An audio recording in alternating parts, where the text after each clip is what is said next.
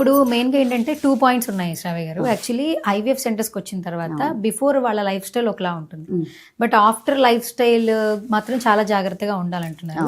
And మెయిన్గా ఏంటంటే వీళ్ళు ఒకవేళ ఇంతకుముందు ఆల్కహాల్ ఇట్లాంటివి ఏమైనా ఉన్నా కూడా కొంతవరకు ఇంపాక్ట్ చూపిస్తుంది, ఆ ఎఫెక్ట్ కూడా దీని మీద ఉంటుంది.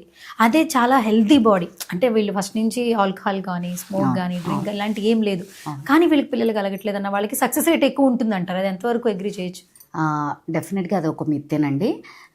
ఆల్కహాల్ తీసుకోవడం వల్ల పిల్లలు అవ్వట్లేదు, అండ్ దెన్ మంచి డైట్ తీసుకున్న వాళ్ళకి సక్సెస్ రేట్ ఎక్కువ ఉంటుంది అనేది అలా ఏం ఉండదు. డెఫినెట్గా వీళ్ళలో అయినా మనం హార్మోన్ అనాలిసిస్ చేస్తాం. అంతే, ఆ హార్మోన్ అనాలిసిస్ చేసినప్పుడు ఆల్కహాల్ తీసుకున్న వాళ్ళకి హార్మోన్స్ బాగున్నాయి అంటే definitely she'll get pregnancy faster.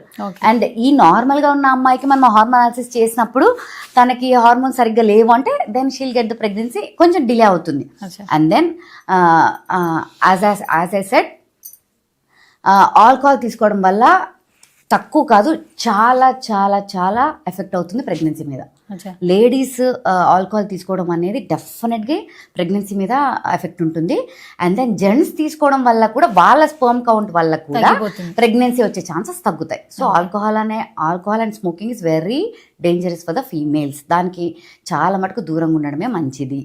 And then నార్మల్గా ఉన్న వాళ్ళకి ప్రెగ్నెన్సీ ఎందుకు రావట్లేదు అంటే డెఫినెట్గా నేను చెప్తున్నా కదా, ఒక బిఎంఐ అనేది ఒకటి ఉంటుంది, బాడీ మాస్ ఇండెక్స్.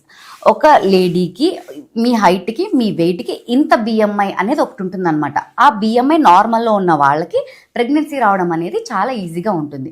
ఆ బిఎంఐ తక్కువ ఉన్నా, బిఎంఐ చాలా ఎక్కువ ఉన్నా, అంటే ఒబేసిటీ ఎక్కువగా ఉన్నా కూడా ప్రెగ్నెన్సీ అనేది డెఫినెట్గా మనకి పోస్ట్పోన్ అయ్యే ఛాన్సెస్ ఎక్కువ. ఓకే.